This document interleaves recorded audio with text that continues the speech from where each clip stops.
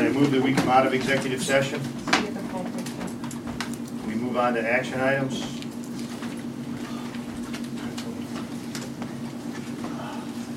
Financial statements.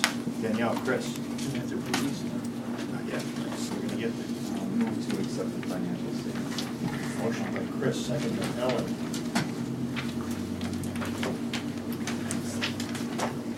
Discussion. Question. Based on the numbers as of today, where are you projecting how we'll close out the books this year? About 45,000, well, between 40 and 45,000 to the surplus, to the good. What was it the year before?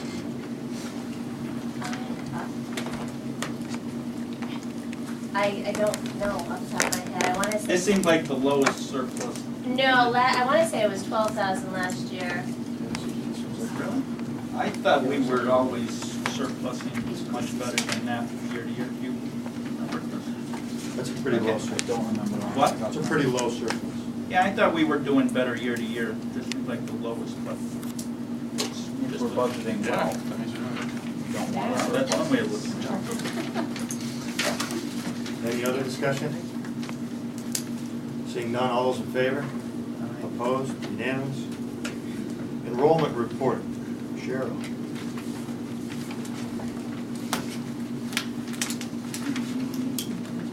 Question. No, but mine's all written up. Yeah. Okay. Quarterly, this is what you've always asked for, and it's now quarterly. Shows our students and their attendance and the numbers in each class. Then when you look on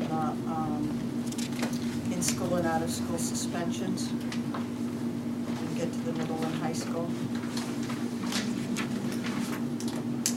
So, in one at trying for it.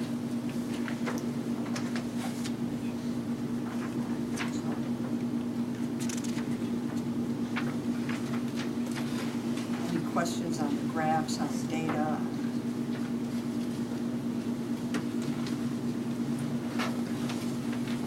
Well, being that they're the same, we looking at the May 2013 document? Mm-hmm. Obviously, the number that pops out at me is teacher ADA at Volvo Wetmore. We need a motion to accept. A second, and we'll go into discussion. Second. Okay. All right, Ellen, Chris, go ahead. What happened there with the 80% That teacher was- ADA? We still had teachers on maternity leave. Right. I think we're good. At Vogel, well, you're not at Vogel. Yeah, I'm in Yeah. right now. There's one's back, one's out, and there's one going next year.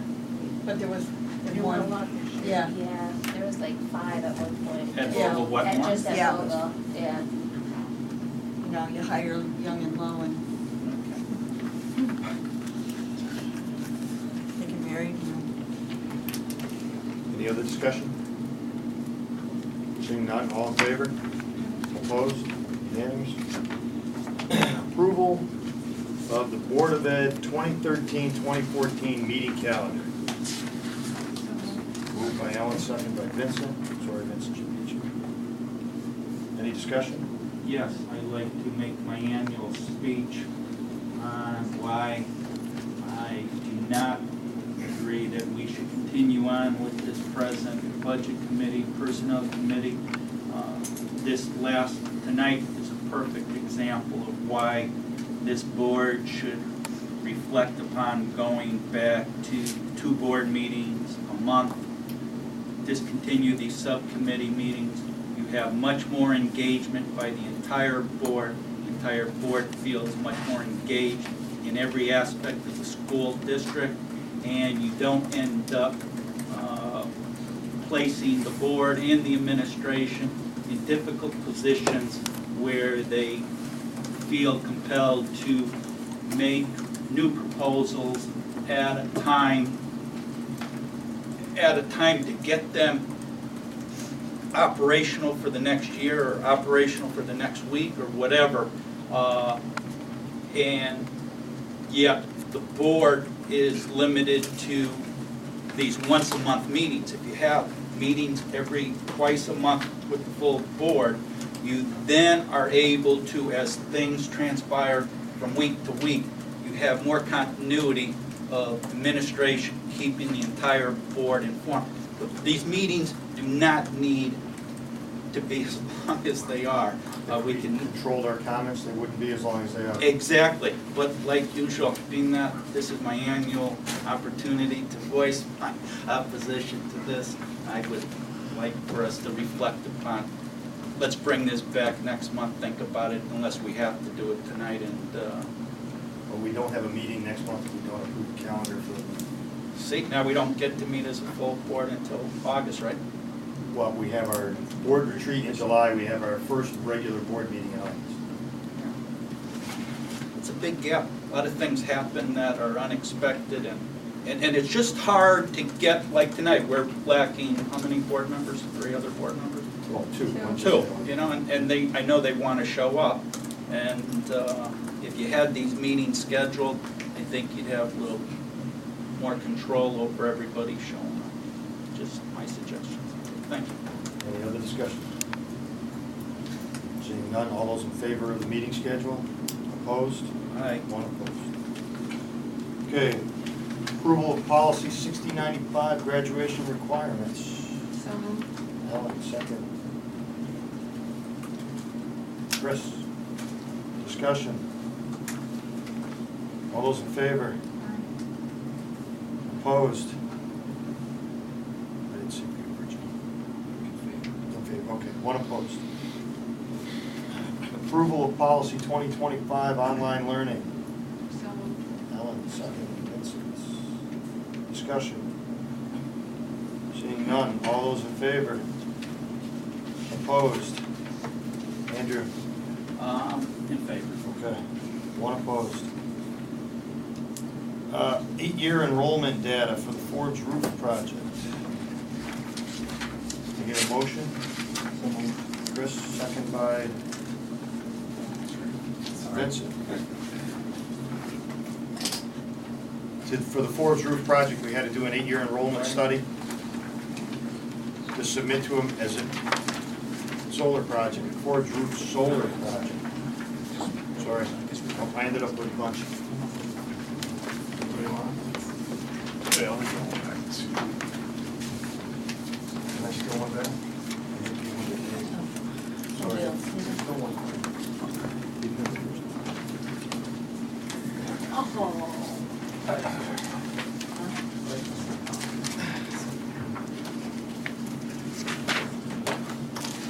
You have anything to add, Dana?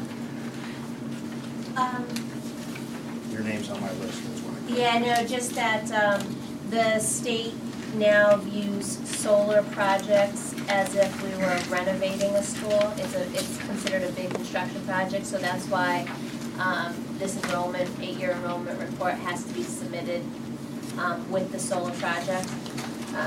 So what I did was I used all the historical data from Peter Prouda back in 2009, and then I did my own projections from 2009 through 2020.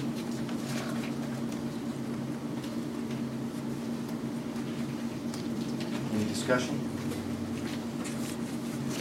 Yeah, I would just like to say, I'd like to compliment Danielle on the presentation. I thought it went pretty well for someone who hasn't done that before. Thank you. Just observation, when you show on page 3, enrollment by grade 2012, you peak out at 365 in the 7th grade, and then from there, you see the constant decline, and I think if you showed the numbers, the same thing. Over the past several years, you'd see a similar trend, and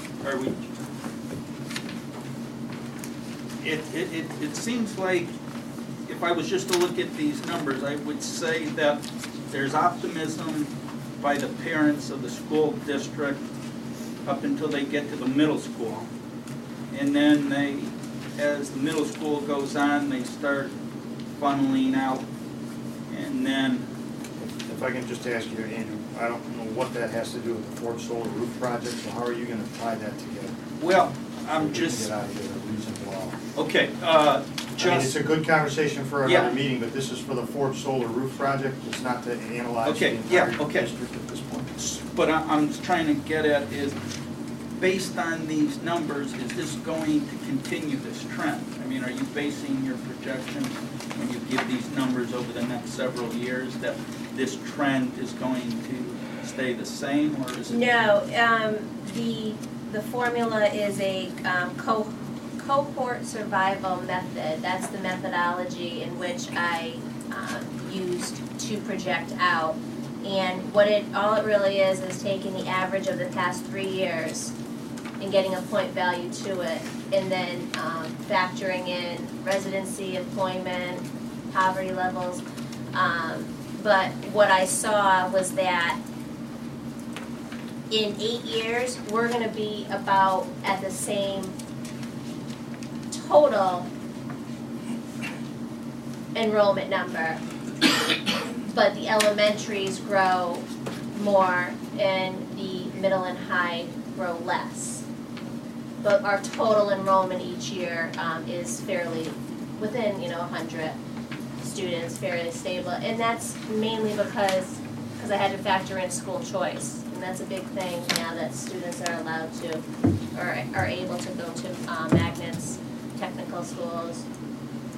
So I would assume then these numbers basically show no growth or decline in student enrollment for the next 7 years. Right. Which is really amazing considering most of the districts in the northwest corner are, have major declining enrollments. Any other discussion? Seeing none, all those in favor of accepting the enrollment report? Opposed? Unanimous. Consent agenda. I'd like to make a motion to approve the consent agenda with the amendment of the Board of Ed meeting from May 15th, where I am identified as Mr. Marola for voting against field trips. I don't want the public to think that Mr. Marola is voting against field trips when that was me. Okay. Stand-up guy.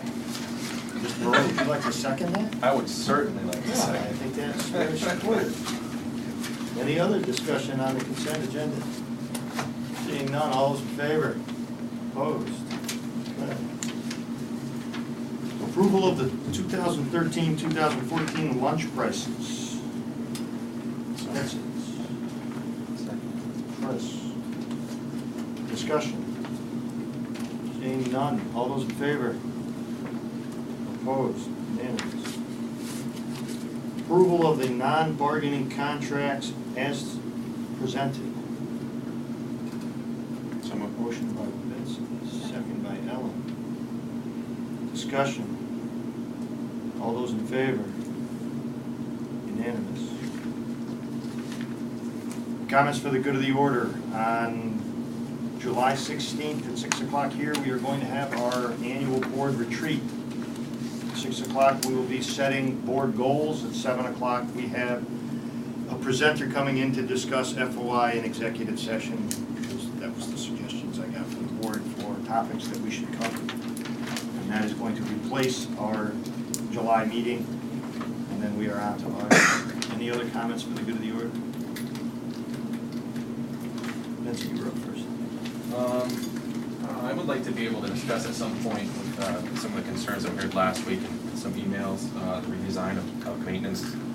There's just been a different side of the story that we were introduced to. And also, I just want to make a couple, I wrote these last week. We have a good of the order last week, but we didn't, so I'll be quick. I just wanted to say in regards to the wellness policy, last week, Mr. Jocelyn pointed out with the bullying policy that we update policies to make them more clear and to be consistent with current law. That is what this wellness policy is intending to do. It's the intent of certain board members to oppose policies simply because they do not like being told what to do. I would point out that policy is the most important tool that boards of education have. For better or for worse, nearly every single policy that the Torrington Board of Education has is in one way or another mandated by law. And wellness policy is no exception to that. The old policy, which we have on the books already, as mandated by law, has a wellness council in place already. And that wellness council does not have accountability to the Board of Education. So the wellness council, they can set their own guidelines and there's no accountability as there is already. The new policy is trying to have more accountability, more transparency. And as it is with the bullying policy, try to update policies and make them more clear and be consistent with law. So that was the good of the order I wanted to say last week. Sorry, it doesn't really pertain to this week. Oh, it's just a continuation of last All week, right. so that's fine. Ellen was next. I would like to see the e-alerts go out to all board members. Me in particular, I don't know if anyone else wants to, but it just makes us more aware of what's going on. All, so from all principals or just from central office, or, because the principals do use the e-alerts to remind parents there's conferences this week or special programs going on. I mean, they use it for emergencies and for, Well, why not, then, if there's something that Okay. we wanna attend or Okay. at a That's- I particular just school, wanted- we know about it, Yep. and okay, thank you. Excuse me, Mr. Chair, can I make a comment? Just so that everyone knows, in order to be part of our Alert Now system, we have got to register you with the company, so we need addresses. Okay? Because a lot of people. You can send the required information out to the board. Right. You can fill it out and then I can, if, with everyone's permission, I would send it out to the board. then I can do that. so then if we choose individually to or not to, it would be Right. our choice. Correct. Okay. Yeah, and then send it Okay. back to Deb. Yeah. Okay. Sound good? And then I can have our technician who takes care of Power School, do the ones that wanna do it. Sure. Thank you. Because it's email and phone number. Correct. I just wanted to follow up and get an update for the next meeting of how the TAG program is being restructured. And I know we're wrapping up the year, so probably haven't thought of that yet with rolling out this new administration, but it's still, or administrative plan, but it's still on my radar. I'd just like to follow up. Mine too. We've identified students. Good job.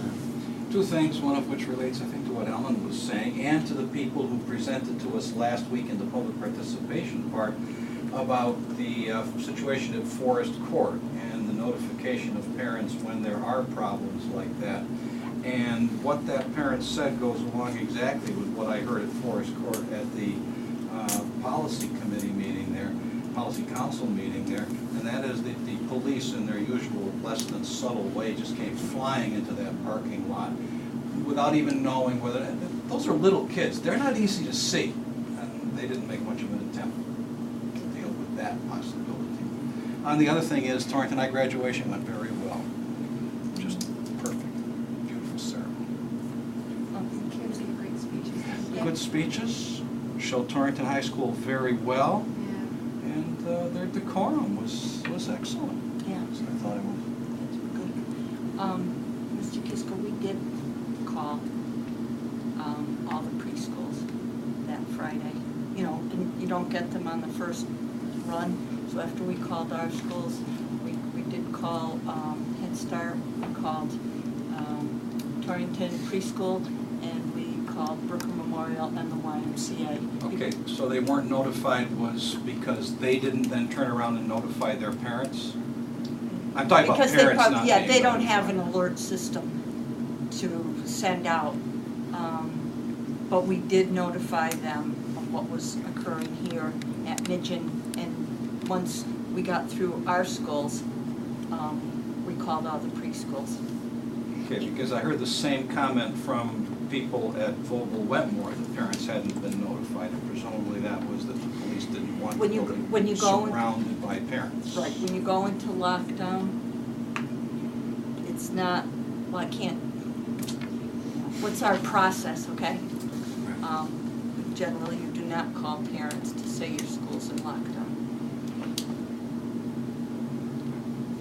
Because parents will be there immediately and that will have Well, more. there's an emergency plan in place between the police department and the Board of Ed that gets enacted. I think it's part of the Board of Public Safety, right? And that gets enacted, and there are regulations in it that restrict, that dictate when communications happen. And do we negotiate with them over that, or they just tell us what they're going to do as police law? Once it's a crime scene, it's Yeah, theirs. yeah, Once they entered Fourth school here, was not a crime scene. when they entered here, they took over the school district, they issued a lockdown from them, so we were at their discretion in that particular instance. And my question is still, do we negotiate this with them, or do they just tell us what they're going to do? Usually, you follow, like if it's a fire, you follow the fire chief, and you work with them hand in hand to make sure children are safe, accountable. There's a whole process. You can't, and we are in the midst of revising our process, okay? After last December, but you have to watch how much you put out there publicly, because, I mean, one of the things was teachers would pin them in their bulletin board in their room.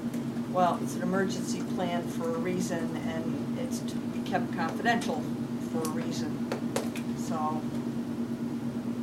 No good way to do it. No, there is not. No, there is not. It just, when you do go in lockdown, parents can be beating on the door and you can't open and let them in. That's what I was gonna ask, can it be revised or looked into with, but you said you're redoing it with the. With the police, with Kerma, So it's being looked into? oh, we've spent hours Okay, good. on it. Andrew, do you have anything? Yes, this week I read in the newspapers that this district has been, Board of Education has been sued. And on that basis, I would like for the chairman to reach out to the board's attorney representing the board, not the administration, and have them explain to us what our potential liabilities are and what we as a board have a legal right to do to facilitate and become part of a process in defending the school district from whatever potential liabilities this lawsuit could potentially bring to the district. It's already been done. Well, will we got some type of parameters? Not yet, but it was served to us Friday after the offices were closed. Okay. I didn't get it till yesterday. I forwarded it to Shipman and Goodwin late yesterday. And also to Kerma. She called while we were sitting here, Okay. so I'm assuming, Oh, Kerma goes first. yeah. Yeah, it goes through our insurance company first, then it goes to our legal department. But I And sent it I to them. understand the liability aspect of it, but as a board member, as in all of these lawsuits where you represent big entities such as a school district or a municipality, the interest of the insurance company are not necessarily the same interest as the elected representatives to find accountability and try and figure out just what precipitated the board getting involved in litigation to start with. So that's where I would like to hear from our board's attorney what we need to know. And it would have to be discussed in executive session. Yeah, because that's of, why I'm asking Chairman to contact our board. Yeah, I sent it to him late yesterday, and I haven't, our attorney called while we were sitting here. Can I ask if this is still a pro se procedure as was indicated in the newspapers? Yes, it is. Mr. Cavalier, do you have anything? To that discussion? No, the comments have been heard. Nope. Okay.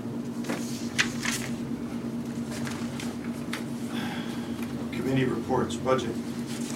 Wrapping up the school year and getting the year-end financials, so we'll probably have more to report in August. We'll have, yeah. Personnel is not here. Policy, A little busy. Wellness again, bullying, fundraising, field trips. Also on the list there, bylaws, We're gonna talk about whistleblower policy. whistleblower policy. I'm not sure if that's coming up next month, but We'll keep that it's right on the, here. I'll keep that on school improvement. Yeah, we were working with, Mr. Monaco on, quasi-magnet school proposals. And I assume we're gonna go forward with someone else representing administration on that. Yeah, we're gonna look, I don't know how this was, whistleblower, if that was gonna go through policy first or school improvement, I don't know. the list. I'll hold it together. We'll talk, yeah, I'll talk about it, because maybe start school improvement and then do the policy, find out what's real and what not. What we can and cannot do.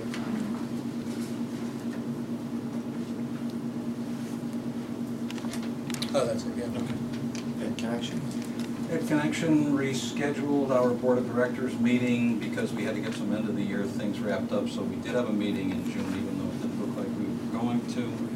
And I went to the graduation that they had for their own degree, the diploma program, and that went very well as well. We don't meet again until the end of August, so. Okay, THS Oversight Panel. Next is mine too. The article in the Waterbury paper got an awful lot of attention. As Paul indicated earlier, this is a moving target and it moves faster sometimes than others. But a couple meetings scheduled with people to dig into things. And that's about all I have to say now. Okay. Wellness. Do we need updates on that? No, I guess we don't. I guess it's in policy. Juvenile court update. Hopefully during the summer, I'll be able to get together with Joanne Creed and maybe devise a more concrete plan where we'd like to go. Okay. Items for the upcoming agenda will be financial statements, committee reports. I guess that's all we had. Oh, one more? Yep. Tag updates, the redesign of maintenance brought before the board, lawsuit update, and Based on this, well, based on long time on Board of Ed and tonight's discussion in executive session in general, I think it would serve us well if we had a frank discussion about State Statute 10.151. And, you know, it's long been my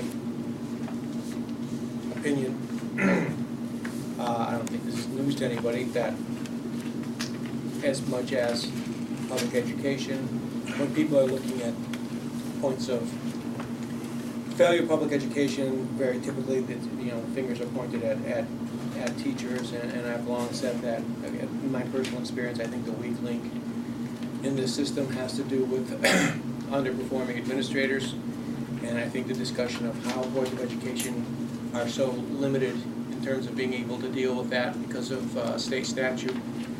I think it deserves a full, frank discussion in public. No names be named, but basically how the boards of education are severely limited in what we can and cannot do to address those kinds of problems. And I think maybe that becomes a first step toward this board making recommendations to our representatives about possible changes in the language that would be of benefit to all boards of education in the state of Connecticut. Doesn't matter what we do in this district, doesn't matter what we do. If we don't get proper people who are good administrators, who are good managers, you cannot have an effective system. It's as simple as that. And every way that we try to address this problem on this board, I think even the younger board members are seeing that now, we find ourselves hamstrung. And I think this could be the step one of information sharing with the public about the world we live in, and possibly concrete steps to address the problem through our state representative process. thank you. So there. Okay, future meetings, budget July 10th, personnel July 10th, board retreat July 16th, school improvement July 24th, policy July 24th. Motion to We have a motion to adjourn. He beat you, John. I'm sorry. You didn't even let me finish. All those in favor? Opposed? No.